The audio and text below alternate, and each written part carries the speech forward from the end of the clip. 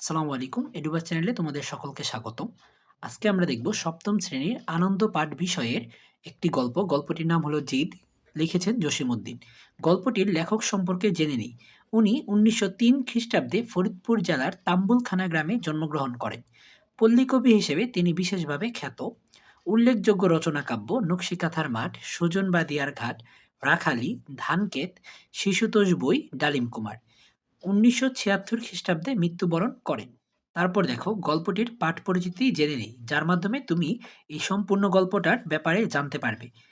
তাতে ঐতিহ্যবাহী কাপড় তৈরি করে তাঁতি ও তার বউ সুখে দিন কাটাচ্ছিল। কিন্তু দেশে কাপড়ের কল এলে তাদের দুর্দিন শুরু হয়। কাপড়ের কল বলতে এখানে কারখানার কথা বোঝানো হয়েছে। তারপর অভাবের কারণে তারা ভালোভাবে দুবেলা খেতেও পারে না। বহুদিন ধরে তাঁতির বউ মাছ খেতে চাইছিল। বউয়ের আবদার রক্ষায় তাঁতি বাধ্য হয়ে ৩টি ছোট মাছ আনলো হাট থেকে। কিন্তু ৩টির মধ্যে কে ২টি মাছ খাবে তা নিয়ে শুরু হলো বিতর্ক। শেষ পর্যন্ত ঠিক হলো যে আগে কথা বলবে সে খাবে একটি মাছ। এমন জিদের কারণে তাদের মৃতপ্রায় দশা হলো। প্রতিবেশীরা তাদের মৃত ভেবে কবর দেওয়ার ব্যবস্থা করলো। কবরে মাটি দেওয়ার সময় তাঁতি তুই ২টা খা, আমি একটা খাবো বলে কবর থেকে লাফিয়ে উঠল।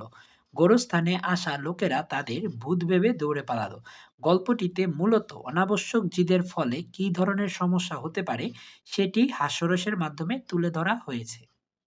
তারপর দেখো আমাদের পাঠ্য বইয়ের পৃষ্ঠা নাম্বার ১০-এ বর্ণনামূলক প্রশ্ন দিয়ে দিয়েছে। এর উত্তরগুলো আমি করে দিয়েছি। ১ নম্বর প্রশ্নটা বলা আছে, ১ ক, তাঁতির কাপড়ের কদর কমে গেল কেন? ব্যাখ্যা করো। তাহলে এখানে ২ টা প্রশ্ন, কেন কমে গেল এবং এটা ব্যাখ্যা করার জন্য বলেছে। তাহলে দেখো উত্তরটা তো আমি সুন্দর করে দিয়েছি, আমি পড়ে দিচ্ছি দেখো। জসীমউদ্দিনের জিদ গল্পে শিল্প বিপ্লব ও যান্ত্রিক যুগের আগমনে সস্তা ও চাকচিক্যময় বিলাতি কাপড়ের দাপটে তাঁতির হাতে বোনা কাপড়ের কদর কমে যায়।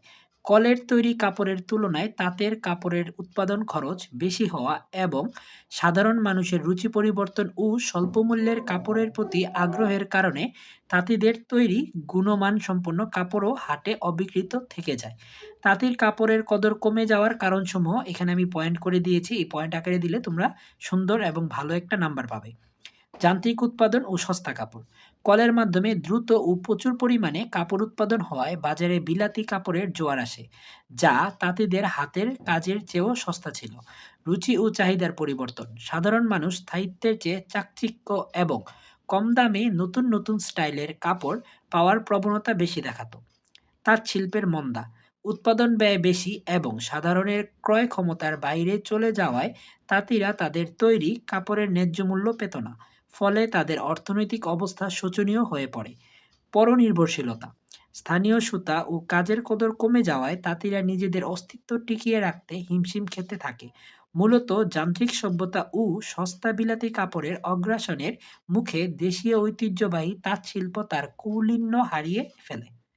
তারপর ১ খ নাম্বার প্রশ্নে বলা আছে, জিদ গল্পে বর্ণিত তাঁতি বইয়ের জিদের দিকটি বর্ণনা করো।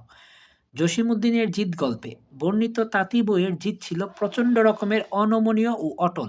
মাছ খাওয়ার আবদার পূরণ না হওয়ায় সে তাঁতিকে চরকানাটাই ফেলে রেখে সুতা কাটা বন্ধ করে দেওয়ার চরম হুমকি দেয়। এই জিদ কেবল জেদ নয়, বরং স্বামীর মিথ্যে ও কালক্ষেপণের বিরুদ্ধে এক দৃঢ় প্রতিবাদ, যা শেষে স্বামী স্ত্রী উভয়ের আয়ের পথই বন্ধ করে দেয়। অটল জেদ। তাঁতি মাছ কেনার প্রতিশ্রুতি বারবার ভঙ্গ করায় বউ ক্ষুব্ধ হয়ে ওঠে এবং মাছ না আনা পর্যন্ত কাজ করবে না বলে জানিয়ে দেয়। কর্মবিমুখতার হুমকি। নিজের দাবি আদায়ে যে সংসারের অন্যতম আয়ের উৎস নলি কাটা বা সুতো কাটা বন্ধ করে দিয়ে তাঁতিকে কর্মসংকটে ফেলে দেয়। স্বামীর ওপর নিয়ন্ত্রণ। তার জেদ এতটাই প্রবল ছিল যে তাঁতি বাধ্য হয়ে মাছ কিনতে যায় এবং সেও নিজের অবস্থানে অটল থাকে। তার এই জিদটি মূলত অধিকার সচেতনতা এবং মিথ্যা প্রতিশ্রুতির বিরুদ্ধে প্রতিবাদ হিসেবে ফুটে উঠেছে। তারপর ২ এর ক নাম্বার প্রশ্নতে বলা আছে, "তুই ২ টা খা, আমি ১ টা খাবো।" উক্তিটি কে কোন প্রসঙ্গে বলেছে? ব্যাখ্যা করো। জসীমউদ্দিনের রচিত জিদ গল্পের মূল বক্তব্য হলো অযৌক্তিক জিদ বা অহংবোধ মানুষের ব্যক্তিগত জীবনকে জটিল, তিক্ত এবং যন্ত্রণাদায়ক করে তোলে, যার প্রভাব আশেপাশের মানুষের উপরও পড়ে। গল্পের প্রধান চরিত্ররা তাদের অবাধ্য জেদ, ধরে রাখতে গিয়ে নিজেদের সুখ শান্তি বিসর্জন দেয়, যা সামাজিক ও পারিবারিক সম্পর্কের মধ্যে ভুল বোঝাবুঝি এবং দূরত্ব সৃষ্টি করে। জিদ গল্পের আলোকে উক্তিটির মূল্যায়ন নিচে করা হলো। ব্যক্তিগত জটিলতা: জেদি স্বভাবের কারণে চরিত্ররা নিজের ভালো মন্দ বোঝার ক্ষমতা হারিয়ে ফেলে। নিজের জেদ বজায় রাখতে গিয়ে তারা সহজ সমাধান থেকে দূরে সরে যায় এবং নিজেদের জীবনকে নিজেরাই দুর্বিষহ করে তোলে।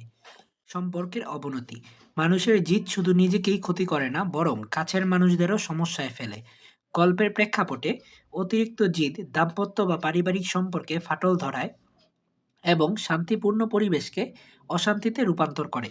দুর্ভোগ ও অনুশোচনা: অযৌক্তিক জেদের পরিণামে চরিত্ররা যখন বুঝতে পারে যে তারা ভুল করেছে, তখন অনেক দেরি হয়ে যায়। এই উপলব্ধি কেবল অনুশোচনা এবং মানসিক যন্ত্রণা নিয়ে আসে।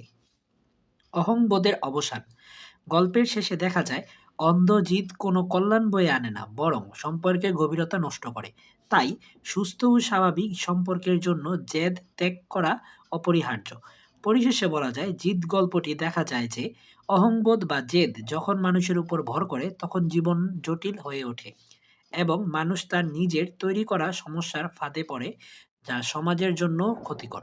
২ খ নাম্বার প্রশ্নতে বলা আছে, জিদ মানুষের জীবনকে জটিল করে তোলে এবং অন্যকেও সমস্যায় ফেলে। কথাটির তাৎপর্য জিদ গল্পের আলোকে মূল্যায়ন করো। উত্তর: জসীমউদ্দিনের রচিত জিদ গল্পের মূল বক্তব্য হল, অযৌক্তিক জিদ বা অহংবোধ মানুষের ব্যক্তিগত জীবনকে জটিল, তিক্ত এবং যন্ত্রণাদায়ক করে তোলে, যার প্রভাব আশেপাশের মানুষের উপরও পড়ে। গল্পের প্রধান চরিত্ররা তাদের অবাধ্য জেদ ধরে রাখতে গিয়ে নিজেদের সুখ শান্তি বিসর্জন দেয়, যা সামাজিক ও পারিবারিক সম্পর্কের মধ্যে ভুল বোঝাবুঝি এবং দূরত্ব সৃষ্টি করে। জিদ গল্পের আলোকে উক্তিটির মূল্যায়ন নিচে করা হলো। ব্যক্তিগত জটিলতা: জেদি স্বভাবের কারণে চরিত্ররা নিজের ভালো মন্দ বোঝার ক্ষমতা হারিয়ে ফেলে। নিজের জেদ বজায় রাখতে গিয়ে তারা সহজ সমাধান থেকে দূরে সরে যায় এবং নিজেদের জীবনকে নিজেরাই দুর্বিষহ করে তোলে। সম্পর্কের অবনতি: মানুষের জিদ শুধু নিজেকেই ক্ষতি করে না, বরং কাছের মানুষদেরও সমস্যায় ফেলে। গল্পের প্রেক্ষাপটে অতিরিক্ত জিদ দাম্পত্য বা পারিবারিক সম্পর্ককে ফাটল ধরায় এবং শান্তিপূর্ণ পরিবেশকে অশান্তিতে রূপান্তর করে।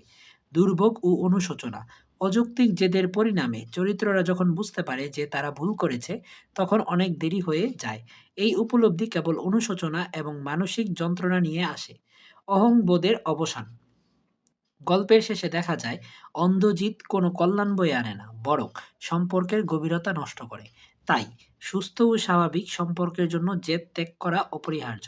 পরিশেষে বলা যায়, জিদ গল্পটি দেখায় যে অহংবোধ বা জেদ যখন মানুষের উপর ভর করে, তখন জীবন জটিল হয়ে ওঠে এবং মানুষ তার নিজের তৈরি করা সমস্যার ফাঁদে পড়ে, যা সমাজের জন্য ক্ষতিকর। তোমাদের তোমরা যদি এভাবে উত্তরগুলা করো আমাদের দেখায় দেওয়া মতো, তাহলে তোমরা সুন্দর এবং একটি ভালো নাম্বার অর্জন করবে। আজকে এতটুকু পর্যন্তই। পরবর্তী পর্ব দেখার আমন্ত্রণ রইল। আল্লাহ হাফেজ।